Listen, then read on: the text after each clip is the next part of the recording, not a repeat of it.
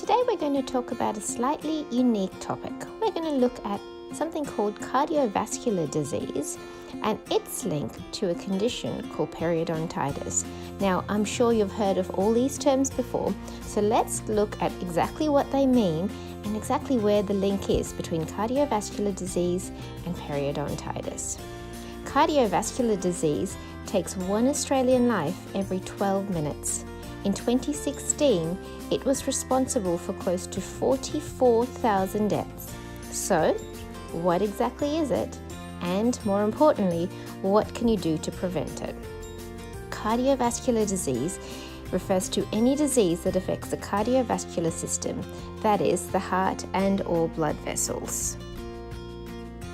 Another important term in cardiovascular disease relates to a process called atherosclerosis. This is when plaque form in arteries made up of things like fatty acids. This causes them to narrow, get completely blocked, or burst altogether if they get dilated. Think of the body as a number of organs that all require the same basic thing to survive: oxygen. The arteries are like roads that the vehicles, called red blood cells, carry this vital cargo from the heart and lungs to the various body organs. As long as the roads are clean and well maintained, there is a good balance between supply and demand of oxygen. Problems arise when there are blockages or damage to the arteries or roads. In a nutshell, this is the basic umbrella that cardiovascular disease sits under. There are many things that can cause these blockages, and these are called risk factors.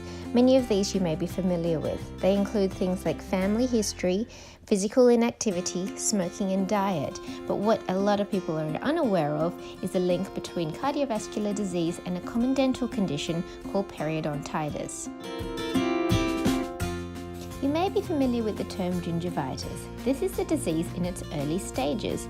This occurs when you don't adequately clean around your teeth and leave behind plaque deposits around your gums and in between your teeth. Left untreated, this bacteria and subsequent immune response causes the gums to pull away from the tooth and eventually also causes the bone surrounding the tooth to be lost. Eventually, the teeth may loosen as their foundation disappears and may need to be taken out or even fall out. Now, this is bad enough, but unfortunately it gets worse. As the mouth is not a separate entity to the rest of the body, the bacteria causing the periodontal disease can enter the bloodstream.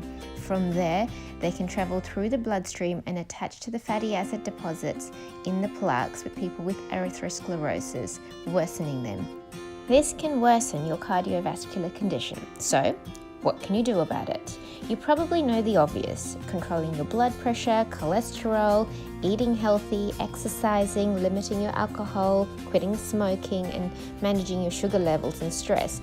They're all important, but don't forget to brush and floss and have regular dental checkups to stay on top of your dental health as well.